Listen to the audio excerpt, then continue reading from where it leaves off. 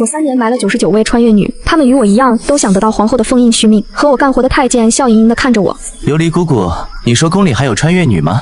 这话听起来像鱼饵，我可不敢应。等最后一铺土盖上，也没有接她的话。好好干活，不该问的别问，当心脖子上的脑袋。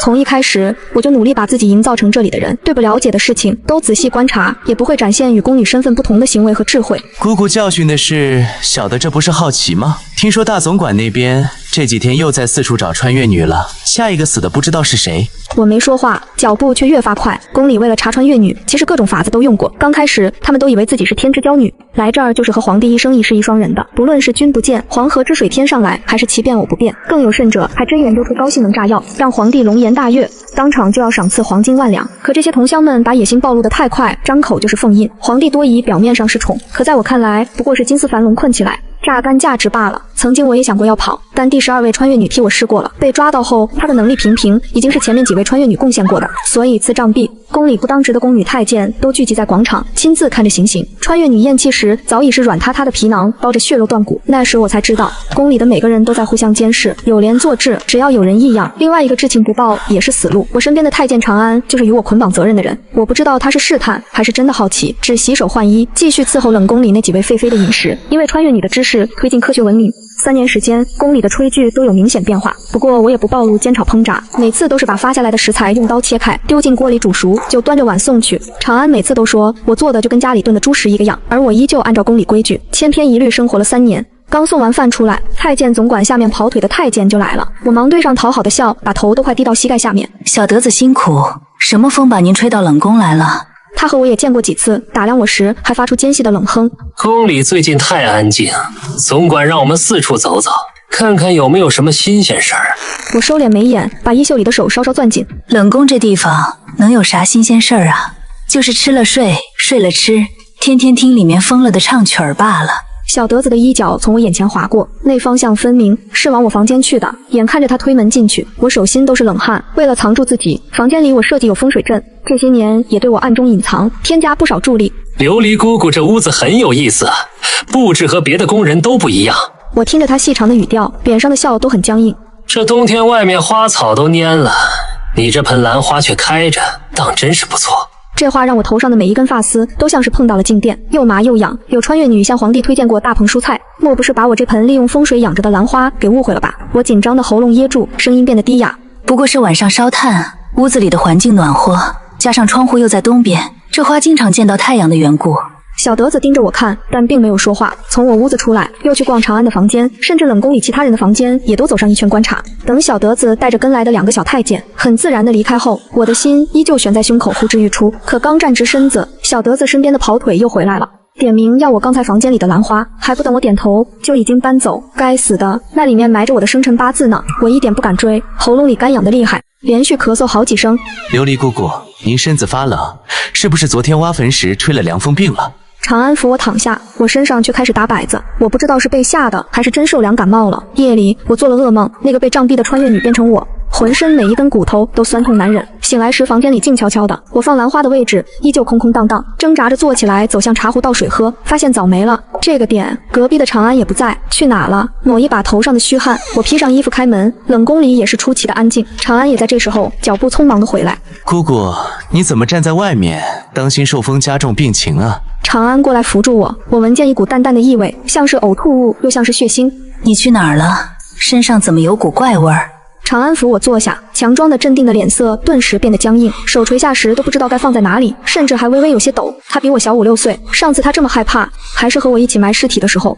冷宫里那些娘娘们都没了。什么叫没了？我心里已经有不好的预感，但喉咙像是堵着难受。在这宫里，女人一辈子都出不去，除非死。什么原因？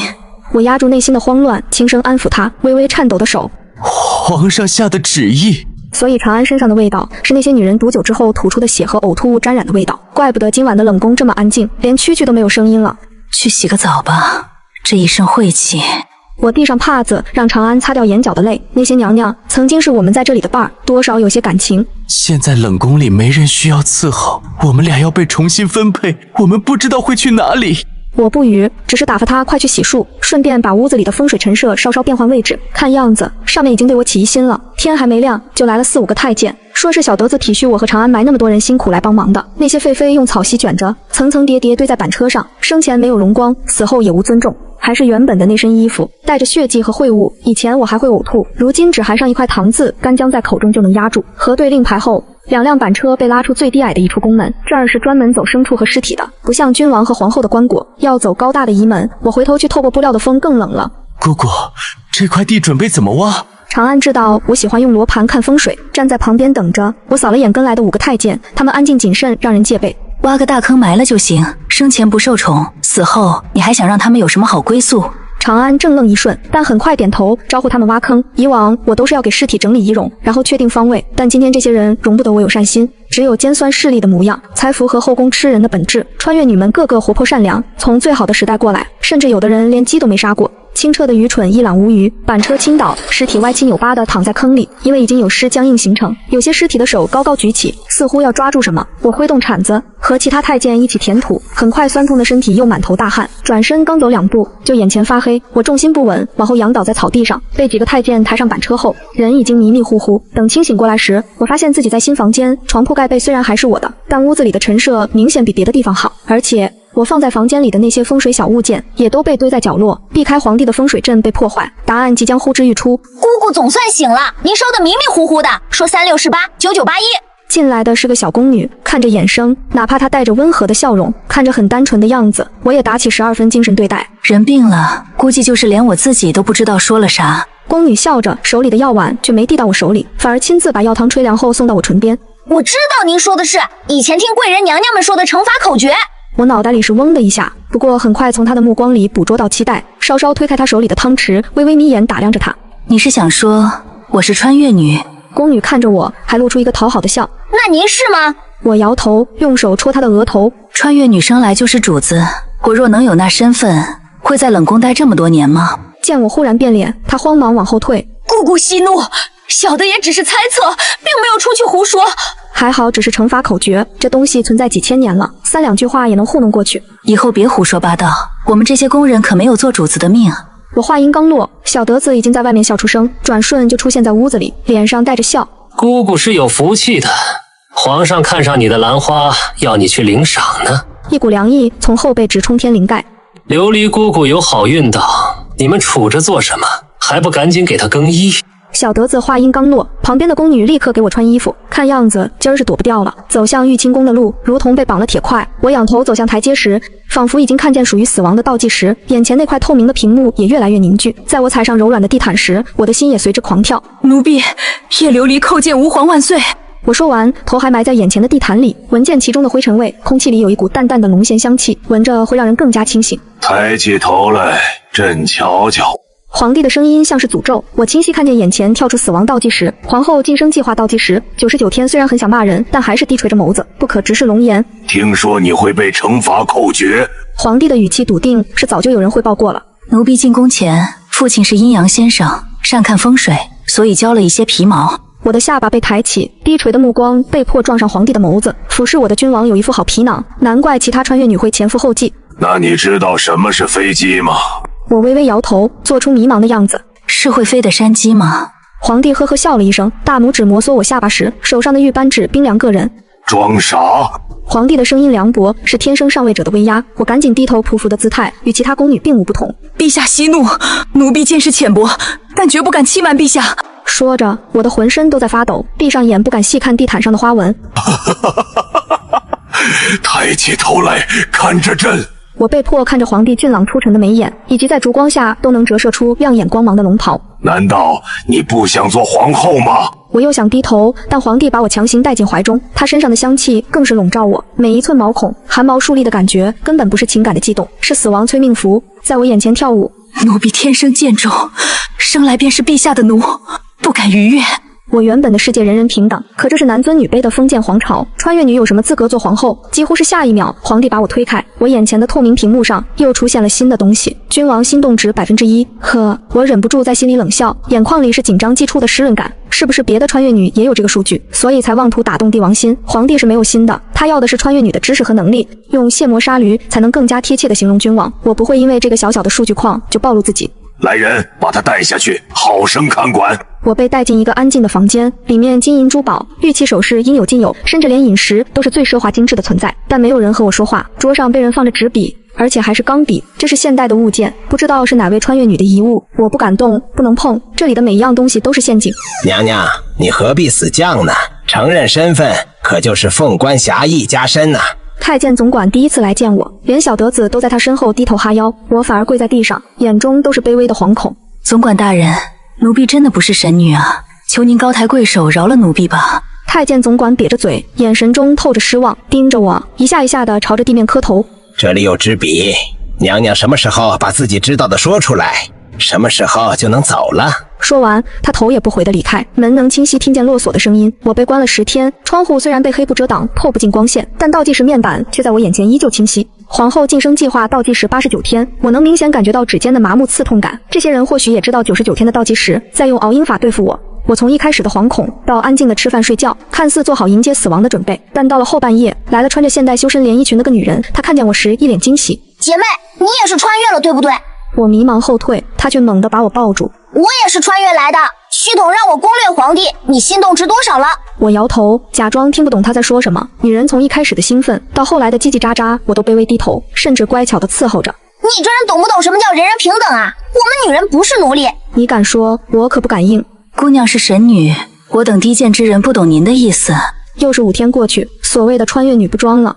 你已经耗费了15天，攻略日期可不多了，你打算装多久？我表面依旧乖巧，低着头咬着牙，不敢暴露身体日渐显现的不适。天亮时，小德子来了。收拾收拾回去吧，新的神女找着了。我松了一口气，千恩万谢地走出困住我10几天的屋子。这次的穿越女身份很不同，她是氏族赵家胎穿而来的。前日的宫宴，她和皇帝遥遥一见，那攻略倒计时就出现了。不得已，为了活命只能进宫。我被派到皇帝身边伺候，经常能见到她和君王的互动。这个女生是稀有的土木工程专业，正在为皇帝讲解大坝水利的修建和改良方式。但因为专业特殊，需要出宫实地考察。建设大坝需要时间，99天的攻略期明显不够。皇帝为了给她续命，让她能靠近凤印约3米，只要在旁边待上1个时辰，我能看见她的攻略倒计时就会重回99天。这次的是个聪明的姑娘，会卡 bug， 而皇帝也狡猾，成了巅峰博弈。我看着摆在皇帝书房的兰花凋谢枯萎，把它移到废院丢弃，翻出自己的生辰八字时撕得粉碎。再回去时，忍不住走上一旁最高的城楼俯瞰宫墙之外，这皇宫的风水变得诡异起来。皇帝开始做噩梦，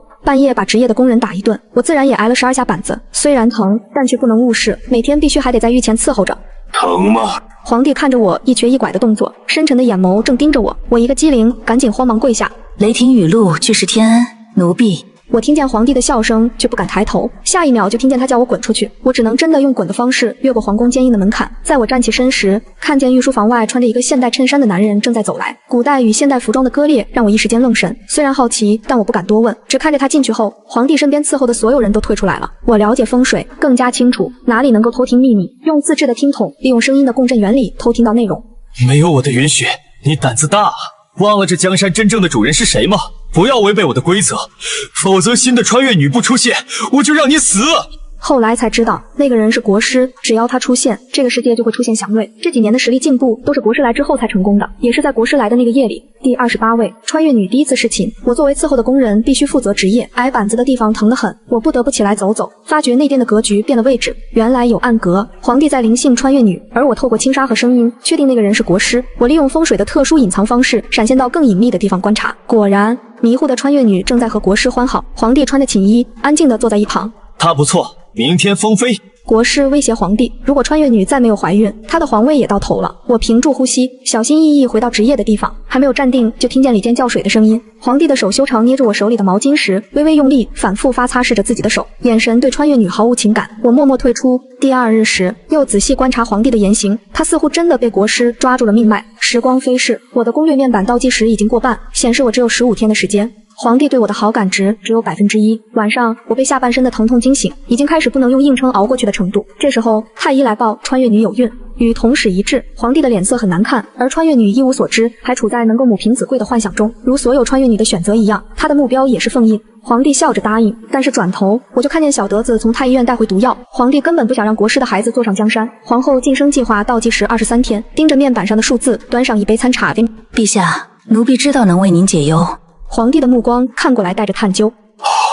你……我当着皇帝的面展开一份图纸。下次国师来的时候，把寝宫布置成这样，他永远都走不出去。皇帝的寝宫很大，只要布置得当，鬼打墙布局很容易。皇帝的眼神很平静，但我面板上的好感值却一下变高，君王心动值68%。去布置吧。有了皇帝的吩咐，小德子手里的人很快布置好，而我也一直在盼着国师出现。皇后晋升计划倒计时12天，我已经开始咳血，只能靠止痛药维持行动，手脚都在不自觉地颤抖。到这种程度，我穿越女的身份也瞒不住了。皇帝冷笑着看我，仿佛已经是死物。别以为朕会怜悯你，和那个国师一样。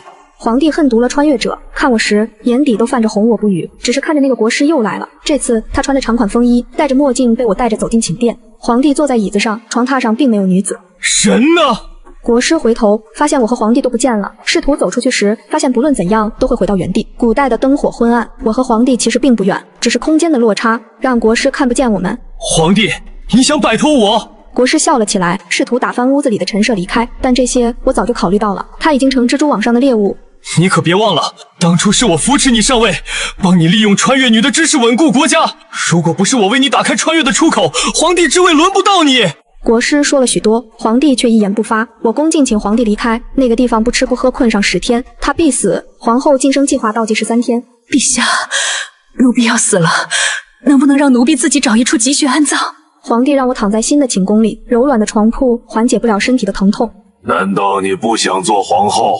我摇头，深知欲擒故纵。比起皇上，我更向往自由。他定定地看着我，似乎在判断真假。好，朕答应你。我让长安把我带到标记的地方，周围已经埋葬了28位穿越者，国师的尸体也埋葬在我指定的位置。28个阴穴，让我的星宿阵法也成了。我躺进棺材时，能感受到一股暖意席卷全身。我在赌自己风水玄学造就的磁场可以续命，同时也在赌君王对我的好奇。我面前的透明面板倒计时停留在最后1天，皇帝让人把我接进宫里，挨着凤印2米的距离，凤印的辐射让我的疼痛缓解明显。我的攻略倒计时又重新变成99天。皇帝问我想要什么，论功行赏，君王心动值85%。看着面板上的数字，压抑住强大的好奇心。在皇帝以为我也要选皇后之位时，选择出宫。君王之心他可以给，但不许主动要。前面的同乡都太着急了，没有让皇帝找到狩猎的乐趣。听说我也是穿越女，贤妃挺着孕肚就来找我麻烦，骂我是小三，趁她怀孕就爬床。她越是怒目而视，我越是无奈叹气。皇帝想杀她，而我想救她。国师虽然死了，但他穿越的方法我还没找到。从他的身上只找到一面八卦铜镜，阳光照耀时带着金光八卦图。我还是没有研究出诀窍，因我现在的身份特殊，周围的人也十分恭敬。皇帝想给我名分，我故意拒绝。穿越女似乎找到了点优越感，对着我冷嘲热讽。叶琉璃，你现在也不过就是这玉清宫的管事姑姑，再大也没越过大总管的品级，算什么东西？我不语，只是看见天边的太阳明媚炽烈，晃得人都睁不开眼睛。皇帝站在阳光里，身后的影子很短。我忽然想起八卦镜的细节，匆忙离开。上次就发现皇宫的风水变了，现在顺着太阳的轨迹，我找到国师的穿越地点。这是一座枯井，在正午最烈的太阳照进去时，八卦镜就会有效果。井底还有国师的证件以及一台电脑，我看见电脑里的屏幕正是我的倒计时程序设定。原来国师是个程序员，找到了时空穿越的隧道漏洞，但因为天道的监视，他不能停留太久，超过时间就会被抹杀。前赴后继的穿越女都是为了填补世界故事线的女主，又因为国师把程序修改，故事一直在即将崩塌时出现反抗情况。我仔细查看内容，得到了许多想不通的答案。爬出枯井，我却没有把笔记本电脑交出去，而是告诉皇帝找到国师往来这个世界的路。君王心动值99%，还差1%，我就可以得到许愿奖励。皇帝想填平枯井，而我却想让皇帝亲自穿越。陛下，如果您带着足够的财富过去，在那边可以买到更加可怕的武器，到时候一统天下，成就宏图伟业，不是更好吗？根据奴婢的研究，八卦镜被人动过手脚，只能让男子穿越。若是这东西被其他王爷知道了……皇帝抬手，我赶紧跪下。身体的条件反射让我成为这封建社会的奴。我身体跪下了，但我的心从未屈服。皇帝现代科技的重型武器，你是否会心动呢？3天的时间对我来说很快，但对皇帝来说很漫长。就像当初国师怂恿他流放男主那样，皇帝没有经住诱惑，站在枯井边。他的身上带着黄金玉器，各种值钱的宝贝，而我亲眼看着他举着八卦镜照射进井底，打开时空通道，然后跳下去，时空通道伴随着他消失，而穿越女匆匆而来，已经晚了。你疯了吗？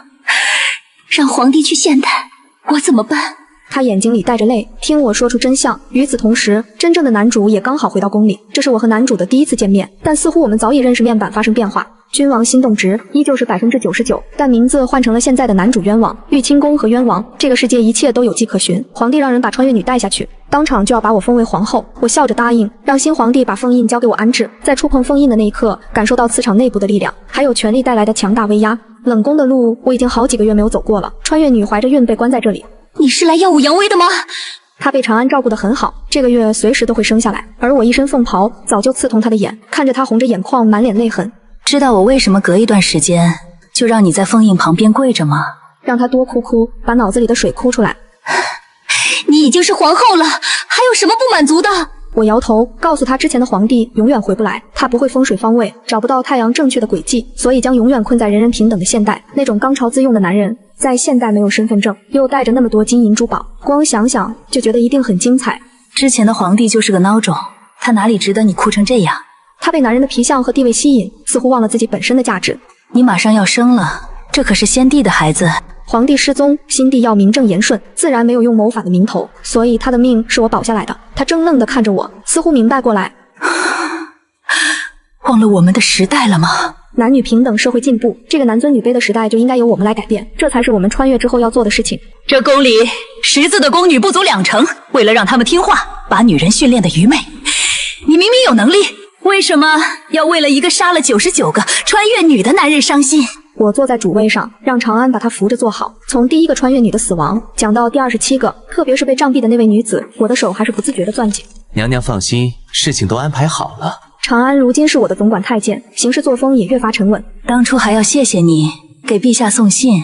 我轻轻拍着他的肩，看着他低头弯腰的样子。这个时代和我来时的路始终相差太大，我只能站得更高，才能自保。大婚那天，皇帝掀开我的盖头，君王心动值100%，显示我可以兑换一个愿望。皇帝把我搂住，眼神里带着温柔。皇后有什么愿望要实现呢？我笑着抚摸皇上的脸，心中默念让自己不老不死。皇帝原本温柔的表情愣住，似乎意外我的答案。陛下是能看见我眼前的光幕，对吗？皇帝眉头紧蹙，指着我的鼻子带着怒意。为什么不是？这一生一世一双人！我哈哈笑起来，肆无忌惮的张扬。皇上，你以为我为什么千里迢迢往流放之地给你送信，还帮助你的原因是什么？虚无缥缈的爱情，我根本就没有见过它，何来爱情？你不过就是我权力更迭的过渡罢了。皇帝怒了，提剑朝我砍过来，我一个闪身，他被困在鬼打墙的格局里。皇帝无能狂怒，被我熬着血传位诏书。长安这时候脚步匆匆的进来，说穿越女难产了。怎么会这样？孩子和你不是之前检查一直是好好的吗？我抓住穿越女的手，在这个时代，我们是同样接受过现代教育的人。我身体的骨盆太小，胎儿的头太大，加上胎位不正引起难产。皇后娘娘，快些决定，保大还是保小？保大。保小？我意外穿越女想要保孩子的决定，居然比我的话还要大声。你疯了吗？为了一个男人的孩子，连命都不要了？他指尖微凉，紧紧抓住我的手，脸色明显苍白许多，眼眶红着，咬牙忍受阵痛。答应我，好好抚养他长大，我背后的家族也会是你的助力。他用尽力气生下一个男孩，亲自取了名字叫陈允，而我也是第一次知道他在现代的名字司徒言。我静静看着他，浑身冰凉，满地是血，但这一次再也不是无声无息的拉进妃陵请埋葬，我让他成为先帝唯一的皇后，用巨大棺椁从仪门出去，百官哭灵，全国守孝3个月。我抱着怀中安睡的孩子，为他挑选这个世界最强大的龙脉。谁说女人不能葬在龙脉上？我偏要让女子做这个天下的主人。等我处理完丧事，打开国师留下的电脑，电量不多了，意味着我能用它做的事也有限。我改变规则，让现在的君王成为做任务的攻略者。他被我饿得奄奄一息，看见眼前的面板，眼神绝望。对我为你们皇族设计的攻略计划还满意吗？历代皇帝都利用系统剥削穿越女的知识能力，只是意外遇到了国师这样的鬼才，让皇朝的秘密被窥探。眼前的皇帝同样不无辜。你是不是当时以为把我封为皇后，我就对你死心塌地？我冷笑着，讽刺他对我在皇宫生活3年的痛苦一无所知。我煎熬了1530个日夜，早已冷下心肠。皇上，你可以出去了，如果不听话，可是要被系统惩罚的哦。笔记本电脑断电，彻底成为废铁。系统永久设定，除非再有一个像国师那样的人出现，找到漏洞，否则我在全国设定的风水阵，足以让这个世界在我的手里顺风顺水。番外篇：朕在做皇帝之前是恒王，大哥冤王是板上钉钉的未来储君。16岁那年，朕喜欢上一位从天而降的异服女子，她跌落在朕怀里，带着俏皮的笑容，开口就叫朕小哥哥。后来朕才知，那是上天恩赐的神女，是未来皇后。而朕因为与皇位无缘，也得不到她哥哥。冤王并没有朕那么爱她，会因为另一个世家女对她误会折磨。当朕拿着栀子花束，忐忑地向她走去时，看清她皱紧的眉头。对不起，你是好人。在他转身决绝离开时，朕的身后有个同样衣服的男人走出来，因为戴着墨镜，朕看不见他眼底的模样，但从他从掩藏的假山后面出来时的表情，就知道他见证了全过程。你这个样子，在我们那儿叫舔狗。舔狗，舔狗，舔到最后一无所有。朕让人把他抓起来，可这人却说可以帮朕。他说和神女是一个地方来的，这里不过就是什么系统创造的小世界。他是个程序员，可以绕到系统的身后，绑架他为朕做事。朕听不懂，但对神女的野心让朕只能信任他。随着他的消失，神女和冤王的感情也出现危机，他求朕带他离开，却在关键时刻转身回到冤王的怀抱，一边说朕是好人，不忍心辜负朕，一边又在朕和哥哥之间犹豫不定。他是嫌朕不够强吗？那个男人又回来了，他说只要朕能够让冤王被流放，神女就是朕的。朕利用冤王身边神女和世家女的矛盾达到目的，冤王被流放。当得知是朕构陷这阴谋时，神女的眼中对朕满是恨意。那个男人说不着急，神女会跪下来求朕。很快，朕登基称帝，眼前出现一块透明面板，上面有每一个靠近朕身边的穿越女倒计时和心动值。心动值核心程序暂时没有办法修改，不过我把攻略规则做了修改。那些女人在99天内不想方设法讨好你，就会血液凝固而死。他口中的那些女人被他统称为穿越女，也如他所说，朕喜欢的神女开始对朕谄媚奉献全部。在春色萧瑟之后，忽然觉得他索然无味，原来朕喜欢的不过是追逐猎物的感觉。他要朕封他为后，可一个和朕哥哥睡过的女人，朕不想娶做正妻。他还用什么一夫一妻的言辞来激怒朕，然后自己跳进湖里，想逼朕后悔。朕是君王，富有四海。在朕捞起他的尸体后，又有一个神女出现在朕身边。他们看似单纯，可每个人的目的都是封印。朕封那个男人为国师，低估了猎狗的野心，系统被他拿捏在手里，等于掌握这个世界的规则。应该服侍朕的穿越女们都成了他的玩意儿，男人的尊严被践踏，朕只能榨干所有穿越女的才能，然后在她们怀孕之前永绝后患。得益于国师的穿越短暂，我们在暗中博弈。朕晓得他想鸠占鹊巢，让穿越女怀上他的血脉，这样依靠血脉之力可以长久留在这个世界。必须要想个办法除掉这个人。烦躁不安时，隐藏的穿越女出现了。在冷宫蛰伏3年的叶琉璃倒是一颗有用的棋子，她能看见面板，这就更有意思了。或许这是系统被更改设定后 bug 越来越多的原因。朕想挑起2个穿越女对朕的竞争，但眼前的透明面板消失了。国师说这是朕不听话的惩罚，也就是这个惩罚让朕看不透叶琉璃。在他帮朕解决掉国师后，送朕到所谓他们的世界，手里的八卦镜平平无奇，不论朕怎么追逐太阳都回不去。叶琉璃说这个通道经过改造，只能由男人通过，就是防止穿越女逃跑的。朕带着金银珠宝走在漫无目的的大街上，只想买武器和技术回去。这里的人把朕当疯子，让蓝色衣服的人关着朕，身上的财物被抢走，还说朕是盗墓的贼。可恶，朕是皇帝，绝不受这气。朕没有身份信息，被关在闭塞的空间1年又1年，直到朕身患重病，才被送到医院治疗。旁边的人正在拿着手机刷短剧，朕听见了熟悉的名字叶琉璃。他在所谓的短剧里正在让冤王攻略他。旁边的女孩看得起劲，朕激动地抓住她的手。朕要进这个里面去。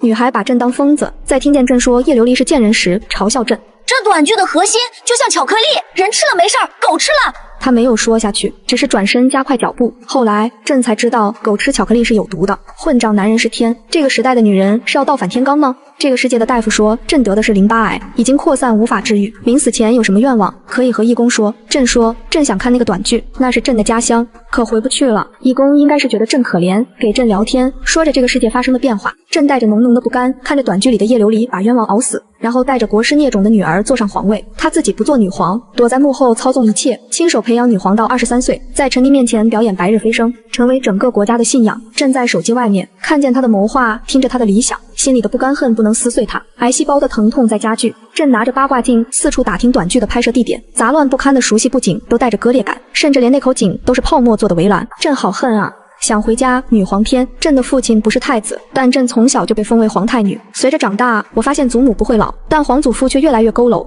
像是经历风霜的朽木，摇摇欲坠。朕跟随在皇祖母的身边，学着批阅奏章，他的眼神总是很凶，对朕格外严厉。特别是朕喜欢将军家的少年时，眼神带着冷意，可最后却蹲下身来提醒朕，不要轻易交付真心，否则真心被反噬会很痛。朕不理解，但不敢忤逆，心想着以后等朕登上皇位，第一件事就是把皇祖母送到行宫去。可等我25岁，经历了几次背叛后，忽然发现最后站在我身边的都是皇祖母。皇祖母不老不死，给朕说了她的来时路，但这个世界男尊女卑根深蒂固，不可能轻易瓦解。他要的不过是和平等公平的时代，需要万众一心才能实现。因为局限性，他让朕学会忍，然后看着他出宫去好几年才回来一次。朕熬出白发，他却越来越年轻。然后女孩可以就业，可以上学，推行新的婚姻法，实行一夫一妻，生孩子得考试，不然不给发准生证。我渐渐明白他心里的蓝图是怎样的光景。